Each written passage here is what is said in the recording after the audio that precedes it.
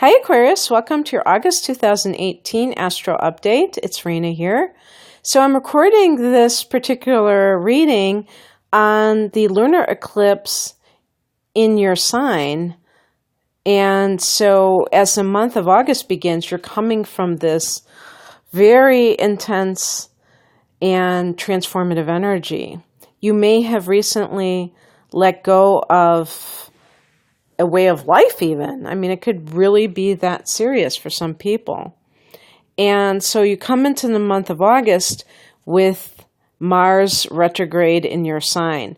So even like your physical appearance, your body, which the first house can be, you may be doing a makeover. You may be trying to change something, but you may feel like anything you do that you're walking through a sea of molasses, that you can't get going, you can't get started. When Mars is in the first house and it's direct, you're just like raring to go. But when it's retrograde, you're like slogging through some really thick goo. I don't know. I can't think of the proper analogy. It just seems like everything's slowed down. So it's time to slow down. It's time to just chill.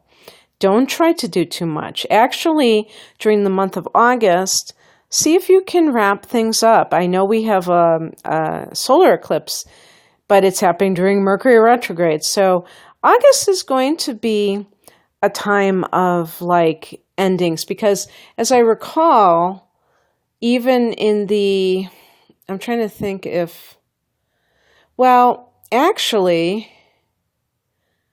there is like, I was thinking of like the numerology of August, and I think it's a one universal month. So it is supposed to be a time of new beginnings, but it's just, I think September is going to be more on point for that. So you do you. If you feel like doing new beginnings, go for it. I would personally wait until the end of the month, or better still in September, but everyone has the personal intuition to decide what's best for them. So I just wanted to make you understand that you might be feeling a little bit like having inertia as the month begins. And the Sun and Mercury are both in your seventh house of committed partnership. So that's also interesting. Now, Mercury is retrograde in this house. So if you're someone who has had any kind of like marital difficulties, you may hear from your partner. You may be kind of like starting to talk once again to your partner. Maybe you separated or even just went your separate ways, and now you're kind of like, this is your ex-husband, ex-wife, ex-live-in situation, and you're starting to talk again. This would be more of a serious relationship, however. It's possible that for some of you, if you had any kind of addiction that you let go of in late July, around the time of that eclipse, or maybe even a little bit before it, sometime in earlier July, you may be calling your spouse and say, hey, honey, I quit drinking, or I'm not hitting the bong anymore. Come back home. Sorry about that, Aquarius. I'm just trying to have a little fun here. But if anything is going on that is connected to that, you may find that there is a theme in August of your significant other. And I would say even if you're estranged from him or her, they could still be featured in August. So that may be good for some people. For other people, if you really have been wanting to move ahead in your life, you may feel like it's kind of a challenge for you because they're coming back, they're calling, it's their back, but you have your own stuff to work through while Mars is retrograde in your sign. You have enough on your plate. On the 6th, we have Venus in Virgo, which is your 8th house, going into your 9th house in fellow air sign Libra, which is a nice trine to your sun or your rising sign. When Venus is in the 8th house, There could be like some proceeds from a will that are given to you. Venus can bring money. It can be that there is intimacy in love. So if that Sun and Mercury retrograde are you reuniting with a partner, you may be reuniting and also connecting at a deeper level, which is awesome. And then Venus goes into ninth house, and it could be a situation of some sort of good news about travel, where maybe you have the money to do so. Venus can bring money to whatever house she travels into. And so maybe before you had wanted to travel, and now you can. This can also be for some who are single, that you fall in love with someone from a different culture, a different nationality, or if you're vacationing,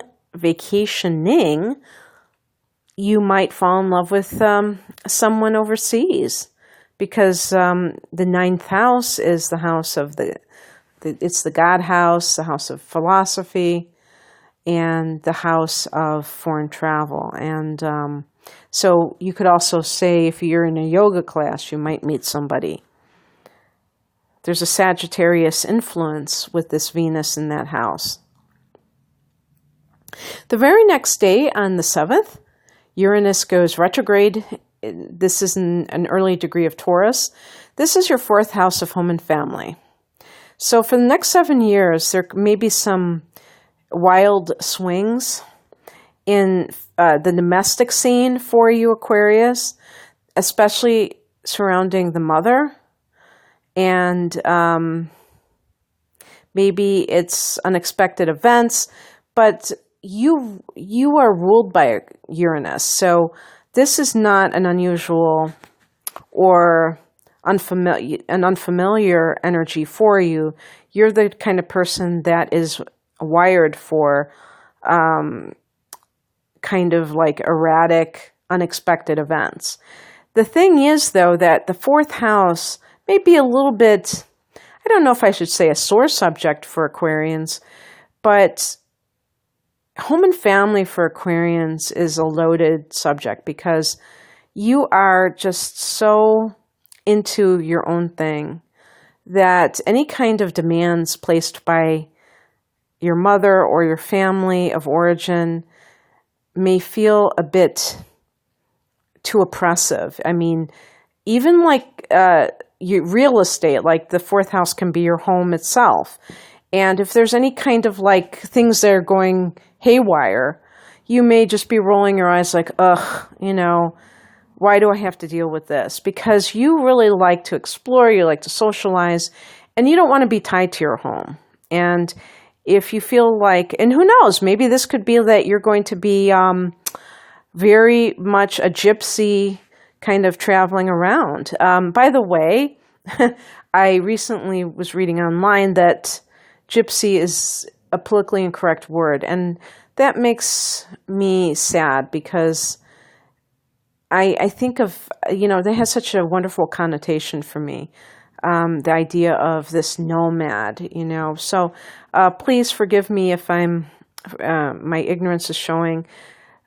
Let's say a nomad, to be sure about that. But it's just such a romantic word to me. But anyway, you may be like embarking upon a 7-year transit with Uranus and Taurus, where your home base is kind of like up in the air. And I think you can totally handle that. Although being a fixed sign, maybe not so much. Who knows? But I don't think it'll be too bad for you. And then on the 11th, you're going to have a new moon in that 7th house. So maybe coming to new understanding with your partner, maybe new rules of the relationship if you are getting back together. For anybody who's looking for clients, you might start to see this. Remember, this is a solar eclipse, so it's a very powerful new moon that just so happens to be during a Mercury retrograde. So I would say that maybe more in September, the first half of September, particularly because Mars and Mercury will be direct by then in late August. So looking into September up until that new moon in Virgo, that maybe you're going to gain a whole bunch of new clients, and you won't see it right away, but then the work the seed you have sown may bear some fruit or create plants or whatever you want to call it.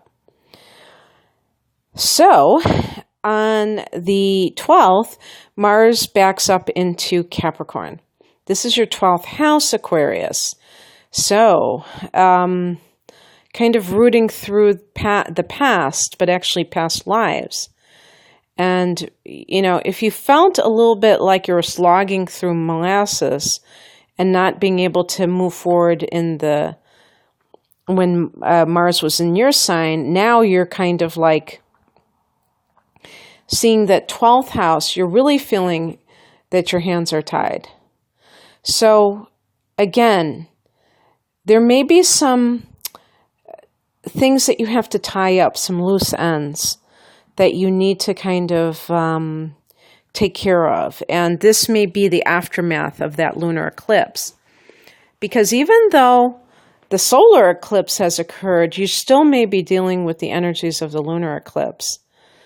And you really want to make sure that the past is the past. And again, I would say during this period in August, you may be feeling a little bit, I don't know, like you're kind of, I was going to say like a caged animal. That might be a bit much. But you just might be feeling, even from the time of late July, when you have the eclipse, that it feels kind of that you're on edge, that you feel like you want to do something and you can't. So just meditate and don't try to distract yourself too much. Try to really be a witness to yourself and see if you can burn this karma and meet things head on. Okay, and then Mercury goes direct on the 19th. Hurrah, hurrah, in that 7th house. It can be, too, with Mercury retrograding in the 7th, that there's some kind of misunderstanding between you and your partner or you and a client. So you might sort things out by this time in August, around the 19th, and you can move forward in a partnership. And then on the 26th, we have a full moon in Pisces. This is your 2nd house of earned income. For some people, maybe if you're ending a career of sorts, you may be retiring, and this is going to be a ending of an income stream, a particular income stream. But in that case, you might be ending that one, and you might be starting one with Social Security and a pension or a pension or something along those lines. So it's not that you're not going to be making any money or being able to support yourself. It may be just in a different way that you're doing so. This could be like a culmination. So if you have a kind of job where you get tips or, I can never think of that term. That's like a tip. It's, but like a bonus or back pay or your commission. That was the word I was looking for, because some people, they work, I guess you could say for free, but then when they sell something like a house, then they get their commission. So you may be getting some money in a lump sum, but it's for stuff that you've worked on that, and you get it paid at once. This can just be a time where you're aware of your finances more than others, that there's an awareness of them. And then on the 27th, Mars goes direct in that 12th house. And this is a good time for kind of like making peace with the past. Sometimes Mars is about conflict. So, making peace, not trying to fight old battles that, when Mars goes retrograde, reliving something and refighting it, but moving forward and tying up those loose ends in the 12th house so that when Mars goes into the first house again, you're going to have that running start and it'll be in your sign. You're going to feel so on point, Aquarius. You're going to feel so energetic. And it's funny because it's so far from your sun. Mars can be very close to the sun, but now it's so far away, but you're going to feel very energetic anyway. Okay, well, that's what I have for you, Aquarius. And if you would like me to do this for you in your personal chart, your natal chart, I would be honored. And I would also be trying to see what makes you tick, analyzing your personality, and seeing what talents you have that you've been kind of like trying to pretend that you don't have, so that I can encourage you to really shine your light and kind of like taking some of these transits a year out and seeing how they're affecting different houses. Lately, I've been really doing a lot with the longer term transits because I think that they can have quite a lasting influence. So I'll link my natal chart interpretation below, and I hope you have a wonderful August. Take care. Bye.